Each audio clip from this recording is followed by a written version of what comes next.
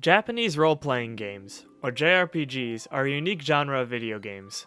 Though the genre's name comes from its point of origin, there's something about these games that stands out in comparison to their Western sisters.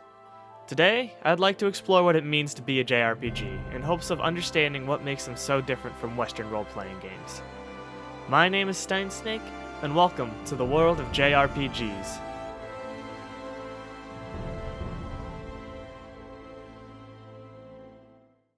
To start off this journey into the world of JRPGs, I'd like to start at what could be considered the first of the genre, Dragon Quest, also known as Dragon Warrior in North America. The first Dragon Quest was created by up-and-coming game developers Yuji Horii and Koichi Nakamura, with art by Dragon Ball creator Akira Toriyama and music by Koichi Sugiyama. The game was released by Enix in Japan on May 27, 1986, and in North America on August 1989. This is 1 year earlier than the other big JRPG franchise, Final Fantasy, whose first game was released in Japan on December 18, 1987, and in North America on July 12, 1990. When Horii and Nakamura started development of Dragon Quest, they were inspired by computer role-playing games of the time, such as Ultima and Wizardry, but wanted to make it easier to understand so a larger audience could enjoy it. The inclusion of Toriyama was meant to help the game seem more appealing by grabbing the attention of an already big fanbase, and the music by at-the-time television composer Sugiyama was designed to help immerse the players in a different world. All this together, Dragon Quest was pushing the boundaries of what an RPG was, and it's because of this simple design that it became a massive success, selling 1.5 million copies in Japan alone. This, however, wasn't the same for its North American release, having only sold 500,000 copies in North America. This trend in sales would affect later releases in the series, with even the latest game of the series, Dragon Quest X, being denied an official translation due to a lack of interest in the Western market. Thankfully, we got the original Dragon Quest on NES, and its Game Boy Color remake, which was packed with the game's sequel, Dragon Quest II. For this video, I'll be looking at Dragon Quest's 1 and 2 Game Boy Color remake, since it's more or less the same game as the original Famicom version, and it was the first RPG I played way back in the day.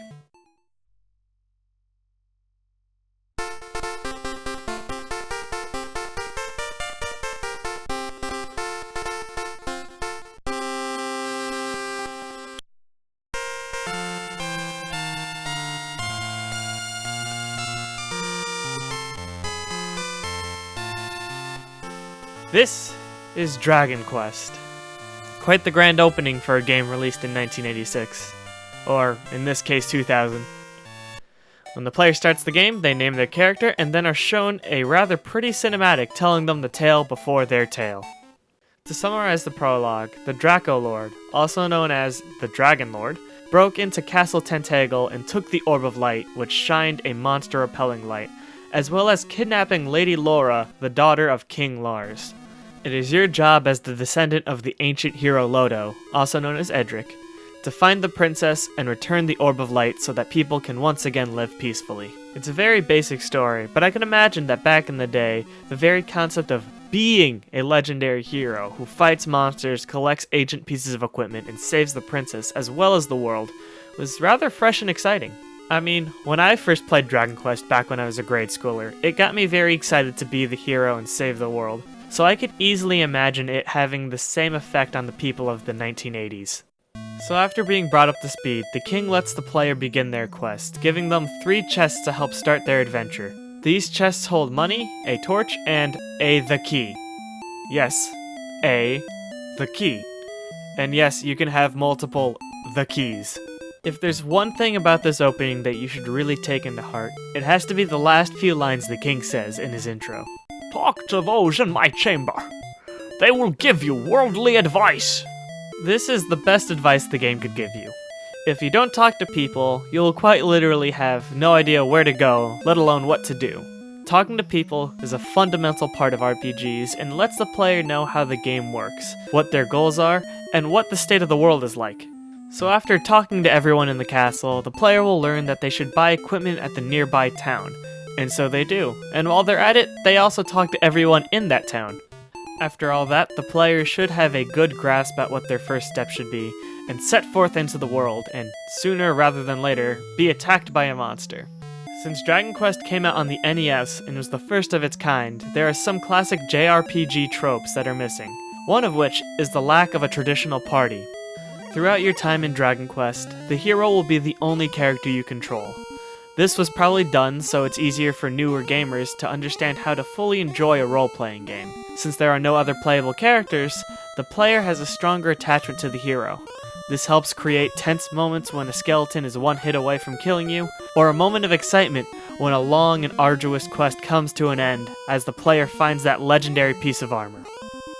Though more recent JRPGs forego the classic sense of role-playing in favor for telling a more focused story around predetermined characters, Dragon Quest's solo hero is probably the best way for JRPGs to start. It helps new players feel like the heroes since they're the ones achieving everything, and because of this, creates a strong sense of satisfaction when the player reaches a goal. This sense of satisfaction is part of the reason JRPGs have attained such a large fan base. While Western RPGs, which from now on I will be referring to as WRPGs, focus more on dialogue and problem solving in order to provide this sense of satisfaction, JRPGs tend to have a more mechanical focus. JRPGs still have elements of dialogue and problem solving, but offer an easier to identify progression, such as having a formidable boss eventually become a normal random encounter, or getting a new piece of loot which greatly boosts your capabilities. This tangible sense of satisfaction can be easier for some players to understand in comparison to the satisfaction other players get from the deep stories and rich world of WRPGs. The opposite can be said too, though, with some players finding it easier to understand and enjoy the stories and worlds of WRPGs, and disliking the more blatant feel of JRPGs. This mechanical feel that JRPGs employ can come at a price, though, and it's something that many JRPGs suffer from. Grinding refers to the process of repeatedly doing an activity, in this case fighting, in order to gain items, money, or experience. Dragon Quest planned on the player exploring the world and fighting dozens of monsters while doing so. But because of this, the game's later parts are scaled for the player being at a rather high level. This ends up creating a problem when the player already knows where to go. Since the player no longer needs to walk around aimlessly looking for the next town or shrine, they'll be missing out on a lot of XP they'd normally get from fighting while exploring. This in turn ruins the pacing of the game and can make the game feel more like a chore at times. Grinding is an interesting subject when it comes to JRPGs, and whether it's good or bad for the game, it doesn't change the fact that plenty of early JRPGs were littered with this busy work. Dragon Quest is obviously no exception. Getting back to the game, as Dragon Quest continues, the player will eventually gather that they need to find the Sunstone and the Rainstaff to create the Rainbow Bridge to the Draco Lord's castle. But to do that, they also need to find the Silver Harp and Lodo Seal. The Sunstone is the easier of the 4 items to get, since it's just hidden and only requires the player to have the key to get. The Rainstaff, on the other hand, requires the Silver Harp, which is in a difficult dungeon located in the second town, Gerheim. And Lodo Seal is probably the oddest one, requiring that the player rescue Lady Laura and then using her love, which is an item, to find a very specific spot in the middle of a large poisonous marsh. These tasks may seem rather simple, but when you consider that there are very few hints pertaining to these items' locations, as well as the fact that to get this far you would have had to have fought an obscene amount of monsters, you start to see the faults in this classic gem. The early parts of the game, where the player is first discovering the world, hopping town to town, buying new and better gear, is rather fun. It has a rather fast-paced sense of progression, and holds some enjoyable moments, like finding the flute in coal after getting a tip from the guy who left his girlfriend waiting in Rimbledar, and then using that flute to put the golem in front of Mercadio, also known as Cantlin, to sleep so you can then beat the crap out of him. But once you set yourself on the quest to find the key quest items, the game starts to slow down quite a lot. The item searching problem is one thing, which thankfully we can circumvent thanks to the internet. But the need to grind in order to buy better equipment, such as the flame sword and magic armor, is rather silly. The magic armor costs 7,700 gold, and the sword costs 9,800. And fights give you about 100 gold per fight, meaning it takes around 170 fights to buy this gear. It makes some sense since the equipment I listed is the second strongest in the game, but grinding that much money takes quite a long time. This was probably done in order to add some more playtime to the game, seeing as if the need to grind was eliminated, the game would only take a few hours to beat, and this is in a time when NES games cost $50, which doesn't seem like much now, but if you account for inflation, the price skyrockets to a massive $112. That's a lot of Reese's, and a lot of money to sink into a game which might only take an hour to beat. After finding the Sunstone and Rain Staff, and then grinding to get the best items in the game, and then replacing the armor immediately with Lodo's armor, but we'll ignore that for now, it's finally time to confront the Draco Lord. His castle is by far the hardest dungeon in the game, but thanks to all the grinding, the enemies go down with ease.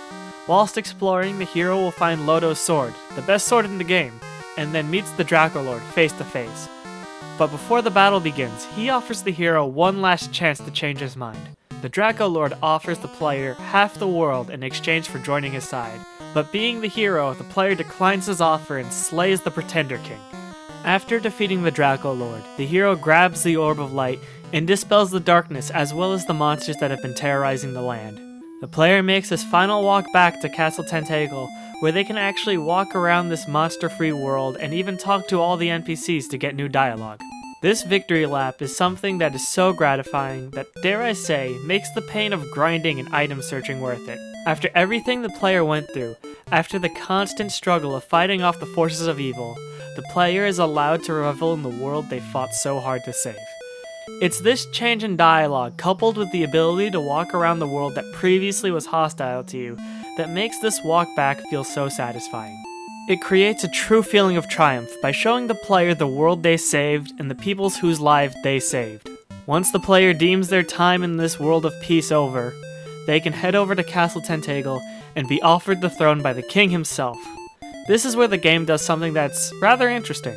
Despite the player acting as the character throughout the whole game, the hero, for the first and only time, takes control in response to the king's offer.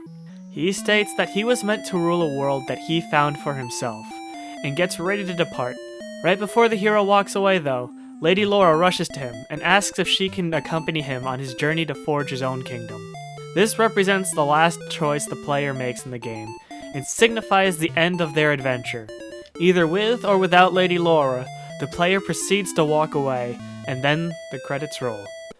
This ending is so satisfying that I'm smiling right now just thinking about it.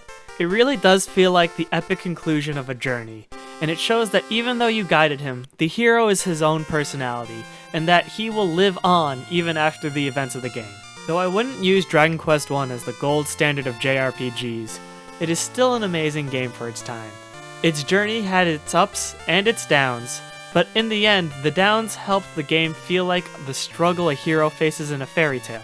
If it wasn't for the success of Dragon Quest, games like Final Fantasy may have never been created, and to that, I toast Dragon Quest. May thy strikes crit, and thy adventures be grand. Hey there, I hope you enjoyed this video and this look into JRPGs, especially Dragon Quest, which is a series that I like very dearly, but doesn't seem to get the same amount of attention from other outlets. If you enjoyed the video, please let me know by leaving a like or a comment down below, and also, if you want to see more content like this, please subscribe to my channel. I know right now it doesn't look like it's a very cohesive channel with random videos of all types on there right now, but what I'm planning to do is kind of reform this channel around JRPGs and maybe even strategy games like 4X's, like Galactic Civ or normal Civilization, and kind of just do a nice look into these games from a analytical standpoint. But I have had enough jabbering, my mouth is dry as all hell right now, so I hope you guys have a good day, and don't do anything bad. Be good people, and I'll see you later. Bye!